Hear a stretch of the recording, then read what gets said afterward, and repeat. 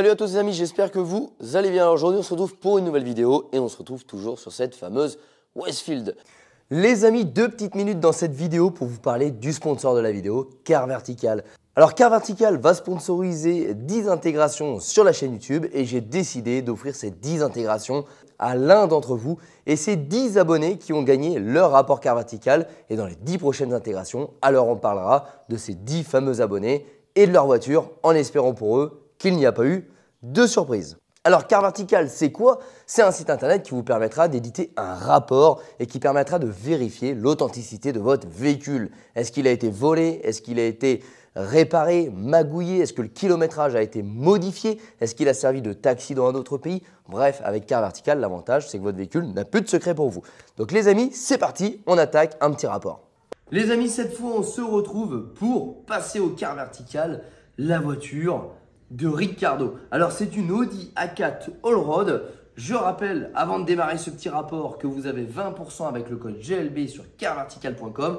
Tous les liens sont en description de la vidéo. Et les amis, c'est parti. On passe sa voiture à Car Vertical et on va voir si on a de bonnes ou de mauvaises nouvelles à annoncer à Ricardo.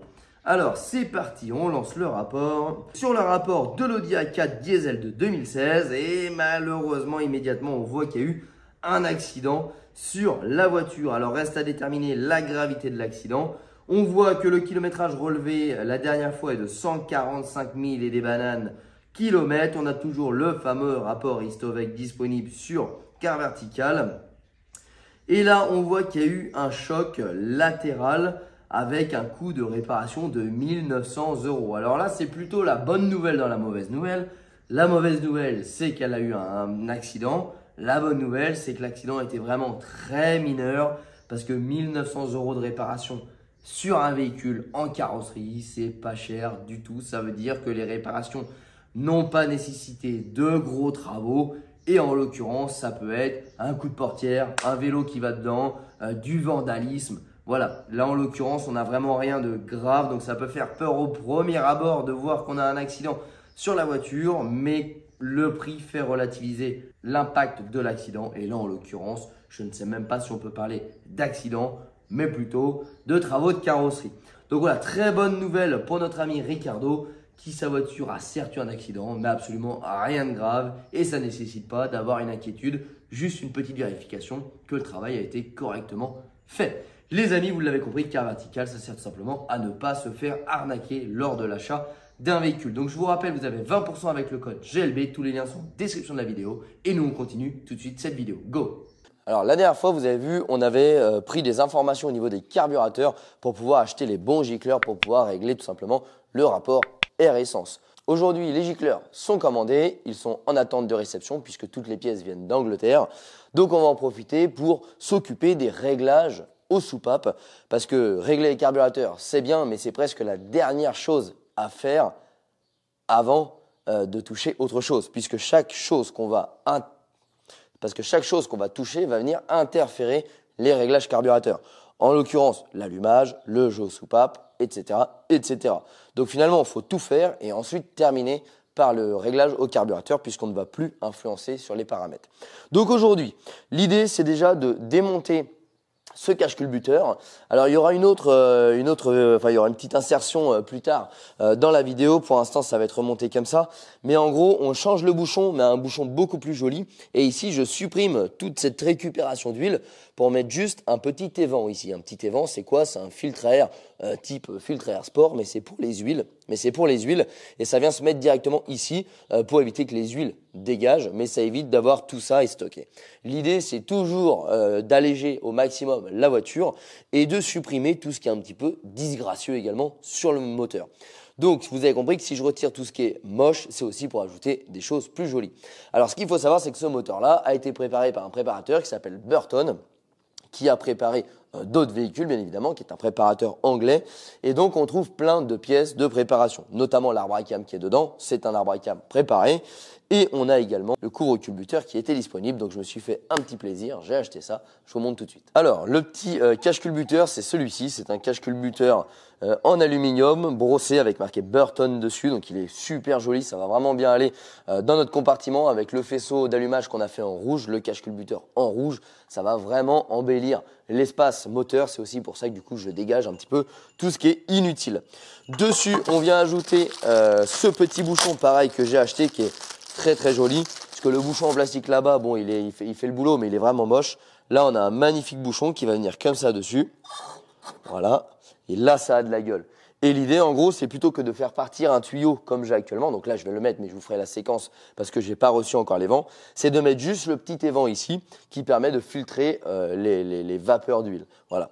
Mais ça nous permet aussi de pouvoir retirer un tuyau, un bac de rétention et un deuxième tuyau. Et accessoirement, de rendre plus sobre l'intérieur du moteur. Donc, on remplacera également le joint, puisque le joint actuellement, il fuit. Et comme je le dis, c'est des joints en liège. À chaque fois qu'on le démonte, une fois qu'il a cuit, c'est poubelle, ça ne fera plus l'étanchéité. On changera également les vis. Et surtout, on va en profiter pour faire le réglage des soupapes. Le réglage des soupapes, je parie à 95% qu'il n'est pas bon. Pourquoi? Eh bien, tout simplement parce qu'il y a eu un arbre à cam monté dessus quand le moteur a été refait. Un arbre à cam 225. L'arbre à cam 225, sa spécificité, il s'appelle 8 couple. Ça veut dire que c'est beaucoup de couples. Donc, en gros, déjà, il ne faut pas aller à plus de 6500 tours. Souvenez-vous, quand on avait la voiture avant que je change l'allumage, elle dépassait allègrement les 6500 tours puisqu'au banc de puissance, c'est moi qui coupais. Donc, c'est bien marqué. J'ai trouvé la feuille de technique de l'arbre à cam sur Internet. Je pourrais vous l'afficher au montage. En gros, il ne faut pas dépasser 6500 tours. Donc ça, c'est bien puisqu'on a mis le rupteur à 6500 tours au remplacement de l'allumage. Et surtout, en fait, l'arbre à cam va changer la levée des soupapes. En l'occurrence, il va changer la levée des tiges de culbuteur qui va influencer sur le culbuteur, qui va influencer sur la soupape. Et donc, en fait, quand on change un arbre à cam comme ça, il ne faut plus respecter les codes de réglage du fabricant moteur, mais bien les codes de réglage du fabricant de l'arbre à cam. En l'occurrence, normalement, sur ce moteur-là, on est à 0,20 admission, 0,22 échappement. Avec les arbres à cam 224, j'ai pris les références, on est à 41 à l'admission, donc 0,41 et 0,46 à l'échappement. Bon, vous voyez, c'est plus du tout la même chose. Donc l'idée, c'est d'aller vérifier s'ils avaient correctement réglé. Sinon, on règle et bien sûr, on embellit tout ça. Allez, let's go. Bon, donc là, l'idée, c'est déjà de commencer par retirer toutes ces durites. Alors là, c'est pareil, on a une durite ici, je ne sais pas où est-ce qu'elle va. Elle revient directement sur le bloc moteur. On n'a pas d'évent sur l'autre. Donc, je pense que tout ça, on va le dégager. Et en fait, c'est celui-ci qu'on va ramener en bas. Ce qui permettrait que les vapeurs d'huile puissent s'échapper. Il faut que je regarde le montage précis, mais je pense que ça va être quelque chose comme ça. À moins qu'on bouche la durite là et qu'on mette tout simplement un évent ici pour dégazer la compression moteur. Il faut que je regarde comment ça se monte. Parce que là-dessus, on n'a pas de valve PCV, donc je ne pense pas qu'on a de schéma de déshuilage comme ça. C'est pour ça qu'on envoie directement dans un bocal qui se trouve ici. Alors, hop, on démonte tout ça. Voilà. Ici, on va démonter notre cache culbuteur. J'ai hâte de savoir si ça a été correctement réglé ou pas, mais je sens que non. Pour la simple et bonne raison qu'avec 0,46 en jeu aux soupapes, normalement on entend vraiment bien les culbuteurs. Ça fait du bruit. Tant que le moteur n'est pas chaud, ça fait vraiment du bruit. Et là, en l'occurrence, j'entends rien. Enfin, j'entends rien. J'entends rien qui me laisse penser que c'est réglé comme ça. Donc on va voir ça. Alors, hop. Oula, cette vis-là, j'ai l'impression qu'elle ne sert pas à grand-chose. Il faudrait bien que le filet soit bien fatigué. Ça va permettre aussi de voir un petit peu l'état dans le compartiment moteur. Parce que bien évidemment, viendra après l'étape de la vidange. Et ça, on va le faire à la fin aussi.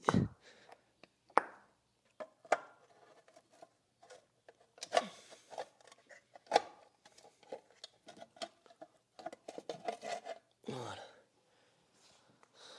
Là, on voit bien que le joint, il est bien pourri. Je pense qu'en fait, il a été monté de travers et du coup, il s'est cassé. Parce qu'il n'est pas si dur que ça, hein, en vrai. Je pense qu'il a peut-être été trop serré.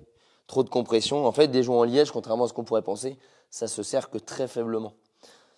Et là, je pense qu'il a été serré beaucoup trop fort. Et du coup, ça l'a coupé. C'est pour ça que ça fuyait. Et après, l'autre raison, c'est peut-être qu'aussi que le cache, Vous voyez, le cache a été ressoudé plusieurs fois.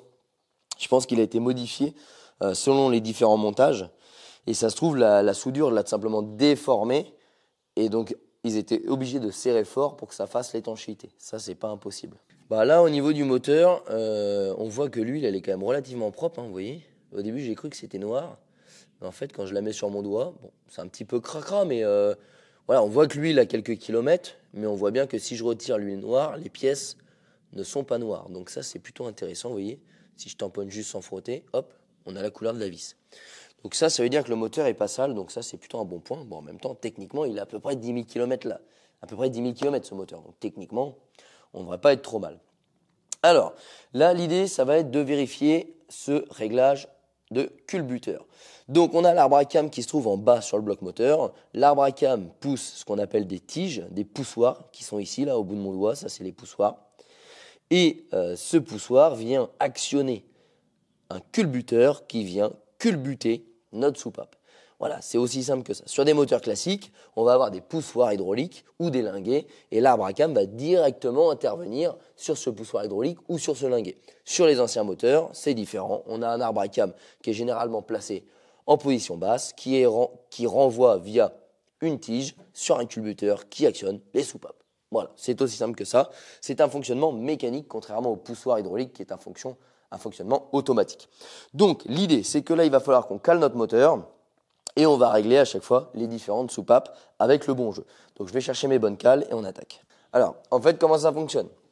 Il faut mettre le cylindre numéro 1 en bascule et après, on va se fier à l'ordre d'allumage. Là, sur ce moteur-là, on est sur un allumage 1, 2, 4, 3. Donc 1, 2, 4, 3. C'est aussi simple que ça. Donc, il va falloir mettre le 1 en bascule pour régler le 2. Il va falloir mettre le 2 en bascule pour régler le 1. Bon, bref, vous avez compris. Et la bascule, ça veut dire quoi? Ça veut dire que la soupape d'échappement, elle est écrasée au maximum et qu'au moment où on dépasse l'écrasement au maximum, elle vient se relever, la soupape d'admission vient s'écraser. Donc là, en l'occurrence, on est sur le point de bascule. Pour bouger le cyclomoteur, on met un cliquet sur la poulie de Villebrequin et on tourne. C'est aussi simple que ça. Donc là, on voit bien que je suis en bascule sur le 1, donc je vais venir régler mon cylindre numéro 2. Donc, je suis censé avoir 0,40 à l'admission, 0,45 à l'échappement. Enfin, 0,41, 0,46. Je ne vais pas m'amuser à superposer des cales, sachant que ce n'est pas non plus au centième de millimètre près. Là, j'ai une 0,40 et j'ai une 0,45. Donc, mon jeu, ce sera 0,40, 0,45. Donc, je suis déjà censé avoir ce jeu-là. Donc, on est sur la soupape d'admission. J'ai ma 0,40. Est-ce qu'elle y va? Elle y va pas. Ah, si, elle y va. Si, elle y va. Ma 0,40, elle y va. Ah, ça, c'est plutôt bon signe. Donc, celle-là, elle est bien réglée. Est-ce que ma 0,45, elle va au niveau de l'échappement? Ah, non, là, elle y va pas du tout. Là, elle y va pas du tout. Alors, on a combien à l'échappement ici? J'ai une 0,20, une 0,25. On va voir. Ok, la 0,25, elle gratte bien, donc on doit être entre 0,25 et 0,30.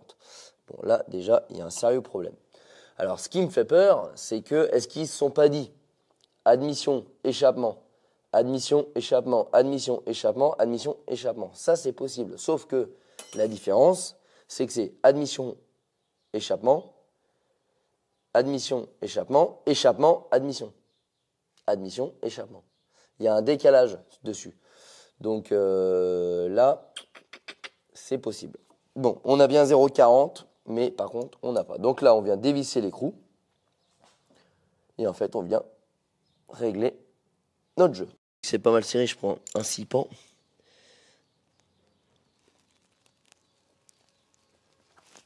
Voilà. Alors c'est très précis, hein, donc faut y aller tout doux. La 0,40, elle commence à passer, mais on est loin d'être à 0,45. Alors là, on est sur un type d'écrou freiné. Donc en fait, normalement, c'est un contre-écrou, mais là, on a tout simplement un écrou freiné qu'on visse ou qu'on dévisse pour faire le réglage. C'est plus simple, accessoirement. Alors, ma 45, là, voilà. Donc là, je passe bien ma cale en 45. Je la passe même un peu trop bien. Il faut que je resserre.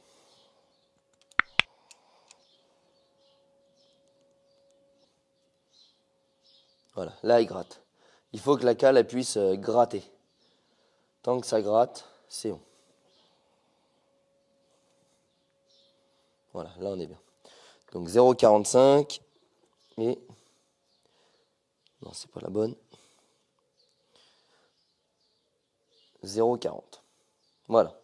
Alors pour le cylindre 2, c'est OK. Maintenant, on continue. Donc on va mettre en bascule l'autre cylindre. Donc là, je mets le cylindre numéro 2. J'écrase ma soupape d'échappement.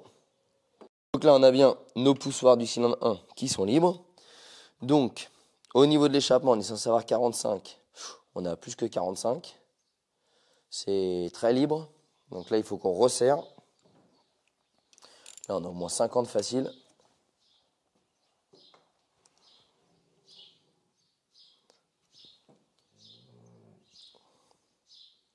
Voilà, là, ça gratte bien. Il y a un peu trop.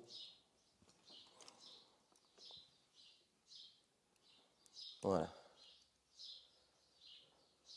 Pour l'échappement, c'est bon. Pour l'admission. Pour l'admission, on a toujours un problème. La 40, elle passe pas. Alors, j'ai une 25 ici, est-ce qu'elle passe? Ok, 25, elle est pile, elle gratte. Donc, on a quand même un sérieux problème. Tout à l'heure, on a un problème de réglage sur l'échappement. Là, on a un problème de réglage sur l'admission. Puis, c'est pas des petits problèmes. On passe de 0,25 à 0,40. Donc, on voit qu'il manque quand même énormément, quoi. Oui.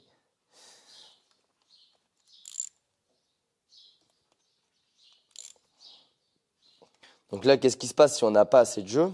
Eh ben, la soupape, elle ne se ferme pas correctement. C'est-à-dire qu'avec la dilatation des matières, en gros, les pièces vont prendre plus de place, elles vont s'allonger.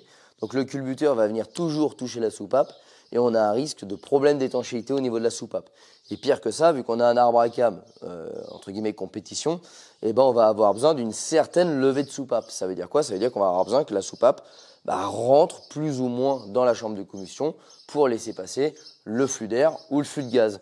Donc c'est hyper important ce qu'on est en train de faire là, notamment sur un moteur préparé comme là. Alors, on a nos 40 à l'admission, donc ce côté-là, c'est tout bon. Donc on a fait le 1, le 2, maintenant on va faire le 3 et le 4, toujours avec la même procédure. Je suis censé avoir 45 à l'échappement, j'ai bien plus que 45 à l'échappement, j'ai au moins 50 facile. Alors quand on a trop de jeu, qu'est-ce qui se passe? Eh ben on va pas ouvrir assez la soupape, ça va être l'effet inverse. Au lieu de mal la refermer, on va mal l'ouvrir. Ce qui fait qu'en gros, je vous schématise, mais au lieu d'avoir une ouverture comme ça pour laisser sortir les gaz d'échappement, on va avoir une ouverture comme ça. Donc du coup, on va moins vider le moteur. Donc du coup, on a des problèmes.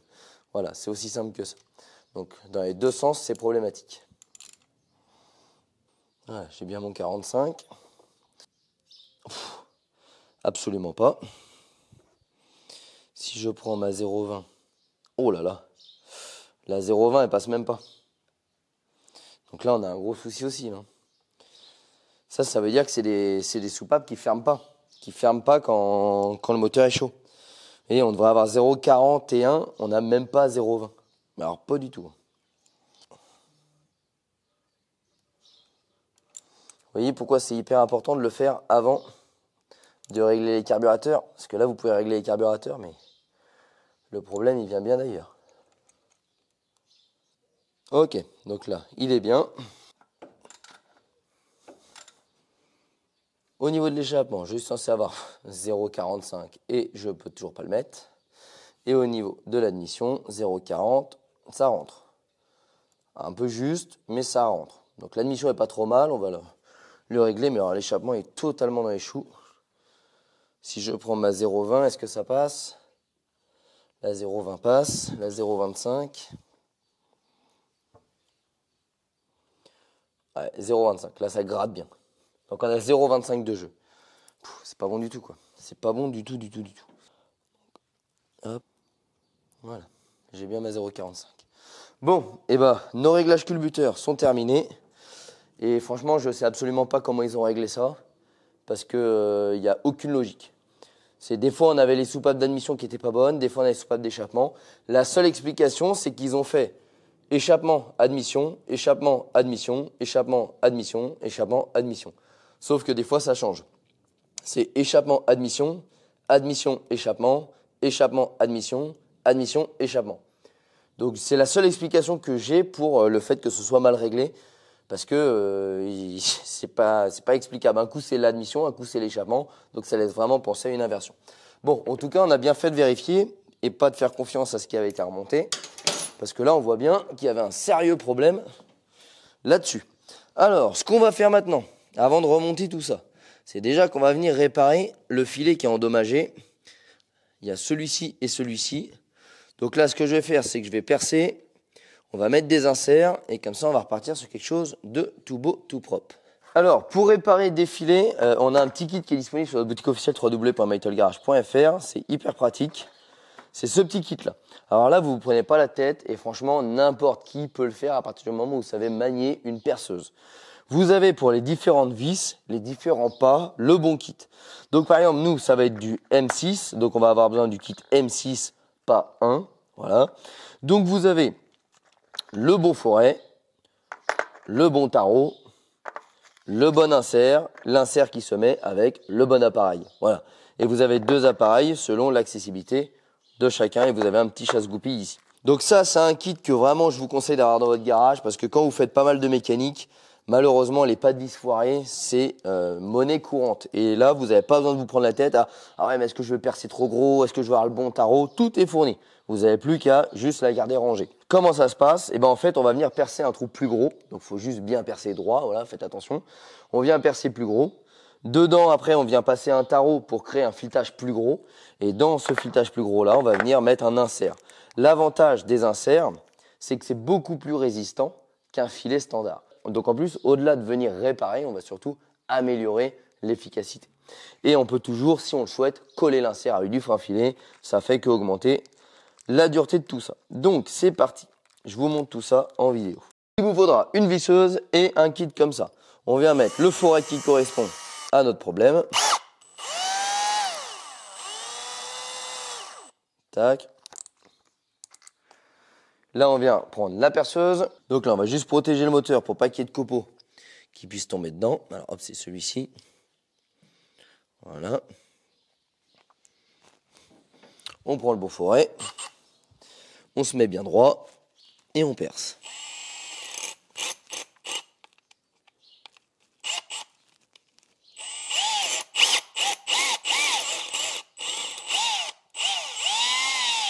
Voilà. Alors, je vais préparer l'aspirateur quand même. Bon, là, on travaille sur une culasse, donc du coup, on va quand même prendre quelques précautions de propreté.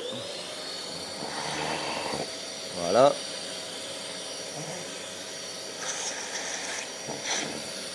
Ensuite, on prend le tarot qui va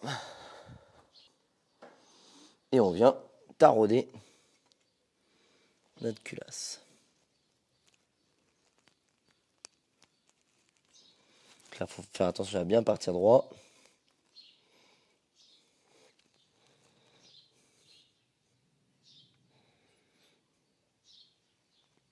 Donc là, on rentre vraiment le tarot comme ça au début. Et après, on peut mettre un petit peu d'huile. Alors l'huile, vous mettez ce que vous voulez. Hein.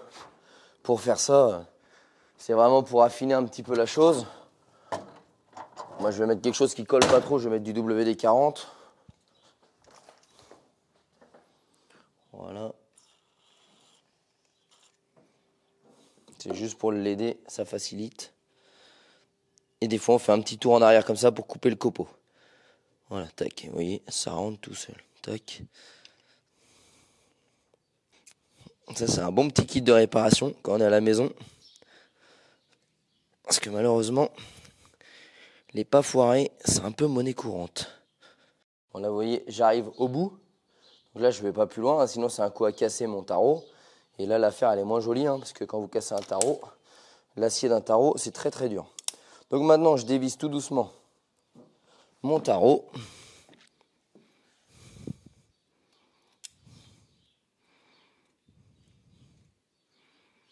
Voilà. Vous voyez, c'est pas un mort d'homme.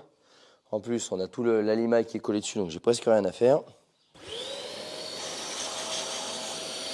Et maintenant, on va pouvoir venir insérer directement notre insert. Là, je dégraisse un coup mon puits. Voilà, ça me permet de sortir et la crasse et la limaille.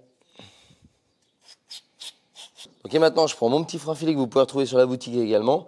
Je vous mettrai tous les liens des outils et des produits que j'ai utilisés en description. Le frein filet, c'est pas obligatoire, je vous le dis direct. Et en fait, vous voyez, l'appareil il se met comme ça. Donc on vient prendre notre filet comme ça. Et en fait, je ne sais pas si on va réussir à zoomer à la caméra, mais le dernier filet, il est cassé là, il est pré-cassé. Je ne sais pas si vous voyez bien. En gros, quand on va arriver en bout et que ça va forcer, bah, clac, on va casser et il suffira juste d'aspirer le petit morceau. Ou de retourner votre pièce dans la mesure du possible. Là, c'est pas possible. Donc, on va y mettre une petite goutte de frein filet. Voilà. Et là, on met un insert. Pouf. Donc là, bah, il suffit tout simplement de visser l'insert. Hein. Voilà, il n'y a pas plus simple. Et là, vous avez quelque chose de beaucoup plus costaud.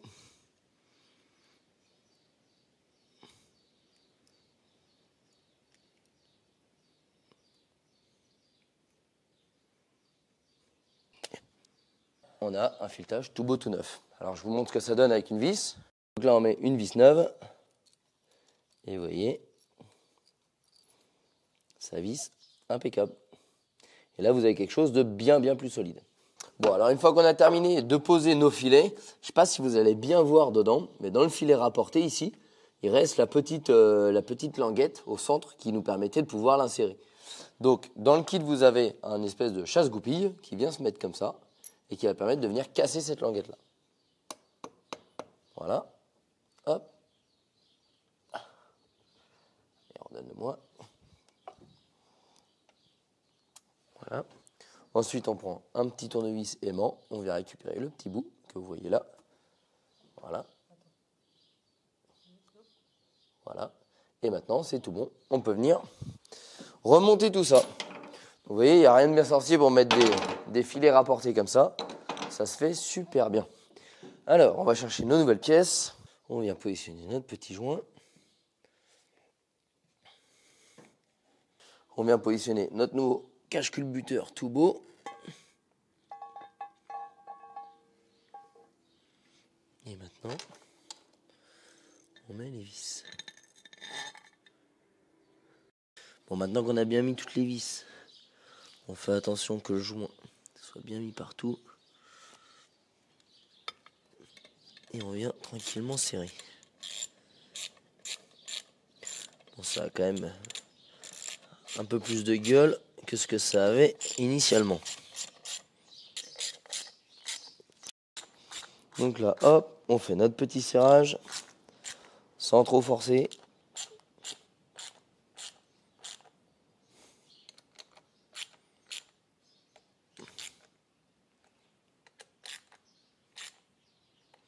Voilà, impeccable. Bon, on remonte le bouchon et pour l'instant, on va remettre ces foutus durites. Maintenant, pour venir terminer un petit peu l'esthétique, on met le petit bouchon qui va bien. Et là, c'est quand même bien plus joli que ça l'était. Je ne sais pas ce que vous en pensez, mettez-le en commentaire. Mais je trouve que là, voilà, on a vraiment arrangé le côté compartiment moteur. Bon, on rebranche notre allumage. Donc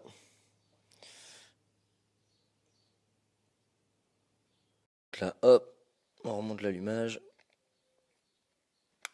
Voilà, on n'a plus qu'à mettre un petit coup de clé pour tester tout ça. Mais en tout cas, c'est quand même bien plus mignon comme ça.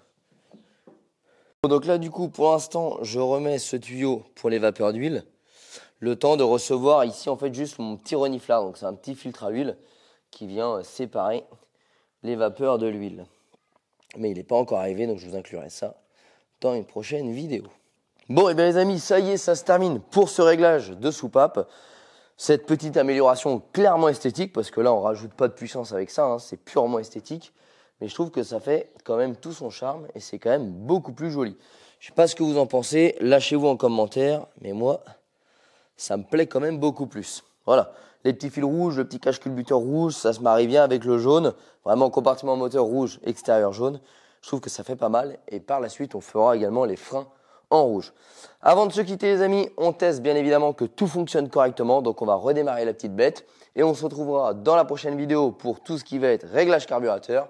Et ensuite on verra le fruit de notre travail directement sur le banc, voir si on a récupéré les chevaux ou pas. Allez c'est parti, on démarre ça. Bon, c'est normal, j'ai pas de starter. Hein. L'idée c'était vraiment de voir si elle allait démarrer comme ça. Normalement il faut toujours que je mette un petit filet de gaz pour démarrer. Alors je trouve déjà qu'elle démarre vachement mieux. Alors pour vous ça paraît être chaotique, mais en fait c'est juste un test que je viens de faire. Parce que normalement elle démarre jamais sans mettre un coup de gaz. Et là elle démarre et elle cale ensuite, ce qui est normal vu qu'elle n'a pas de starter. Voilà.